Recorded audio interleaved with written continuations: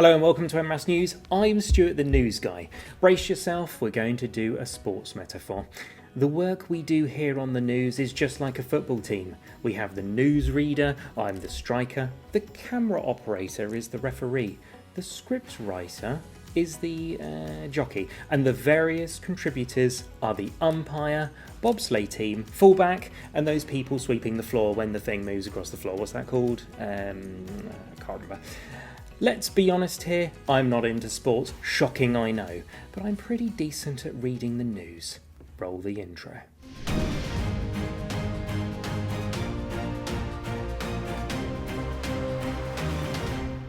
Patient-initiated follow-up, or PIFU, is designed to give patients more control over their follow-up care in rheumatology and relies on patients coming forward to schedule appointments and understand how and when to contact their rheumatology team.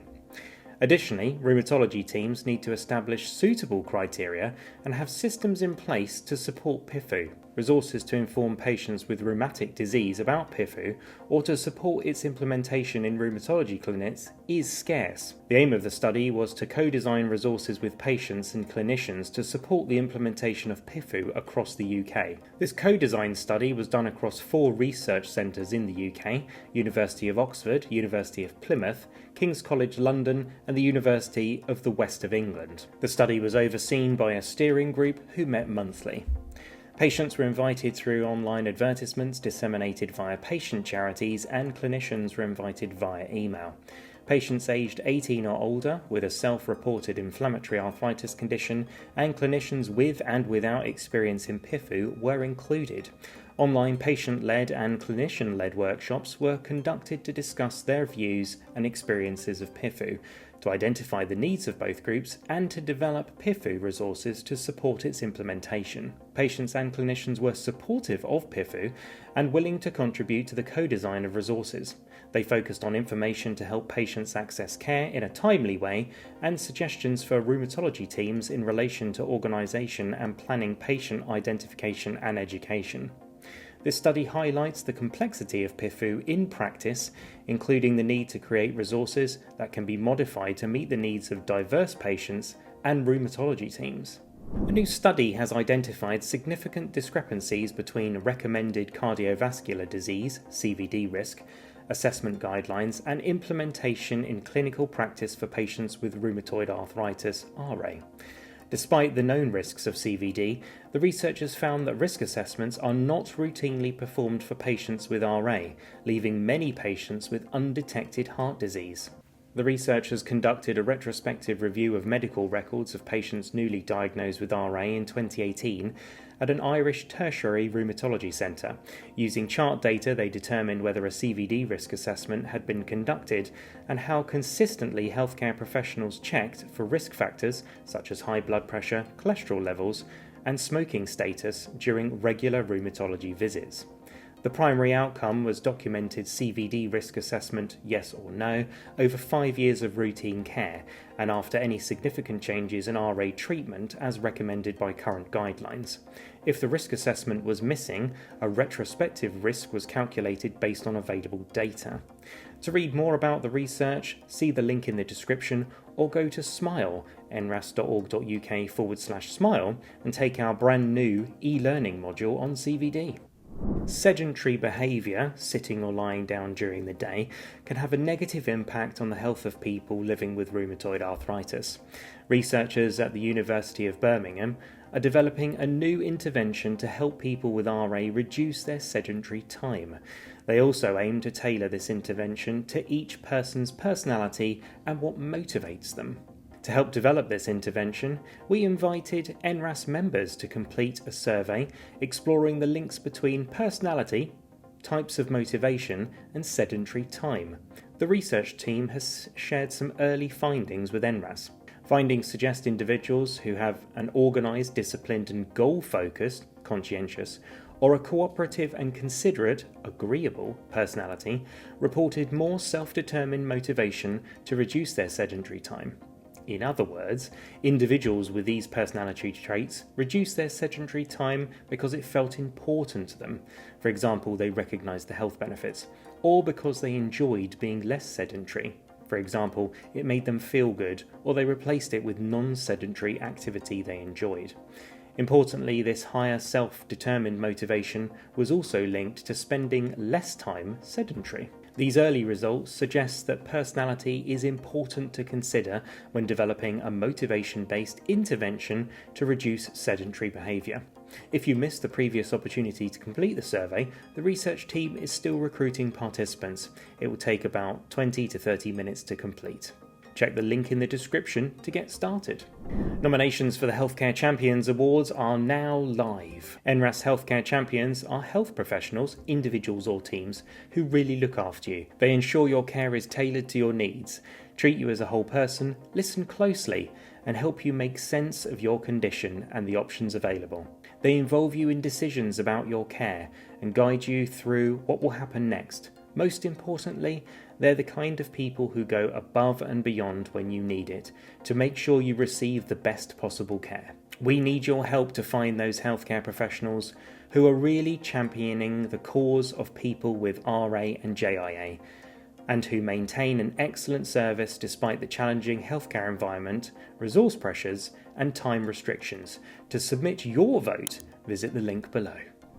First published in 2010 and reviewed in 2022 to include safety factors, the EULAR, European Alliance of Associations for Rheumatology, recommendations for the management of RA, the most common inflammatory rheumatic disease, have been relied upon by healthcare professionals and organisations worldwide to offer an up-to-date and robust analysis of the effectiveness and practical use of available DMARDs, from conventional agents such as methotrexate to biologics and JAK inhibitors. EULAR guidelines on rheumatoid arthritis are highly important in the UK, serving as a key evidence-based framework for rheumatologists alongside NICE guidelines. They set global standards for early treatment, treat-to-target strategies, remission/low disease activity, and the use of conventional biologics DMARDs. The current fifth update was again based on reviews of the most recent evidence regarding these therapies and provides the most up-to-date guidelines. Although there have been no new drugs approved since the last version, deepened insights as well as important strategic developments have accumulated. The new work, published online on March 2026 on the website of the Annals of Rheumatic Diseases, includes 5 overarching principles and 9 individual recommendations, down from 11 in the 2022 version. Researchers, healthcare professionals and patients from around the world work together to develop this new advice. This is the smallest number of recommendations in the 15-year history of this guidance document, helping to further simplify the clinical approach, and as previously, the insights have been condensed into a graphic algorithm. This video is brought to you by NRAS. Can you separate fact from fiction when it comes to RA? RA Fact or Fiction is a quiz that focuses on dispelling the myths that surround this incurable, invisible condition.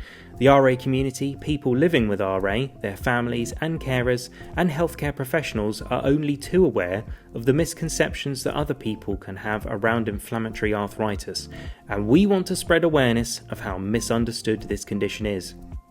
To take the quiz or to help get the quiz out into the public, please visit nras.org.uk/fact or fiction. Now to give you an update on a service evaluation of the Self-Management of Pain and Flares module from our e-learning tool Smile. A survey was sent out via email in March 2024 to the 500 people completing the module who consented to contact for feedback. Survey questions covered pain experience/management, knowledge/confidence on managing pain and flares, likelihood of trying module suggestions, and a free text feedback. 134 people completed the survey, 29% response rate, of whom 98% experienced pain in the last 3 months and 36% reported high-impact chronic pain. 95% reported being very, fairly or somewhat knowledgeable at managing pain after completing the module, compared to before completing the module at 62%. For managing flares, these levels were 93% post-module versus 52% pre-module. Similar findings seen for confidence. 90% reported themselves as very, fairly or somewhat confident at managing pain post-module versus 50% pre-module. For managing flares, these levels were 90% post-module versus 44% pre-module. Most reported they were likely to try module suggestions. This freely available online digital information about pain and flares was appreciated by people with RA and helped them deal with common condition aspects. To check it out yourself, go to our link in the description. We are so grateful to Esmore Davies and Kath Jacks, who are spreading joy and smiles this springtime whilst delivering Easter eggs, all from Esmore's beautifully decorated JCB, with Esmore himself dressed as an Easter chick. Esmore Davies sadly lost his daughter Christine, who lived with RA when she was only 46 years old. Esmore tells us, Christine spread fun and laughter wherever she went. She was also known as Sunshine. She was helping me search for my first JCB, which I bought 5 years ago. Very sadly, Christine passed away days before it was found in Tiverton, Devon. I strongly believe she was helping me from heaven. Christine is missed by many, especially her mum, dad, twin sisters and her brother. I now want to spread a little joy in her memory, and I'm asking for donations to help others with RA like Christine.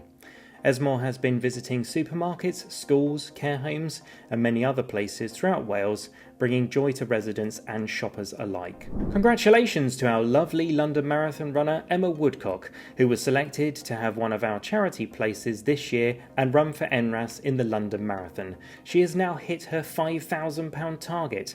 Emma will be running in memory of her mum, who had RA and has been raising funds with Leopard Print Bingo Nights in her honour.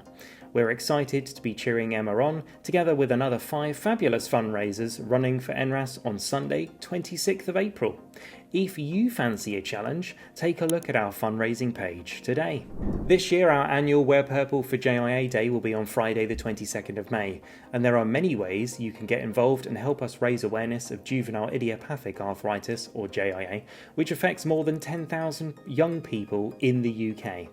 From purple bake sales to purple parties, Wear Purple Days to our popular Purple Guns Challenge. You can sign up now to get involved and support all those people with juvenile idiopathic arthritis in the UK. Full details are on our website, jia.org.uk/Wear Purple for JIA. And that's it for today. If you enjoyed it, then leave a like. If you didn't, then watch the whole thing again. They say that on a second viewing, you appreciate it more. Pop a comment below and don't forget to subscribe and follow us so you never miss future uploads. We're on all the socials. For speed, let's shorten them. Face, Insta, they did that one for me. X, short enough, and Link. That sounds weird. Linked, that's better.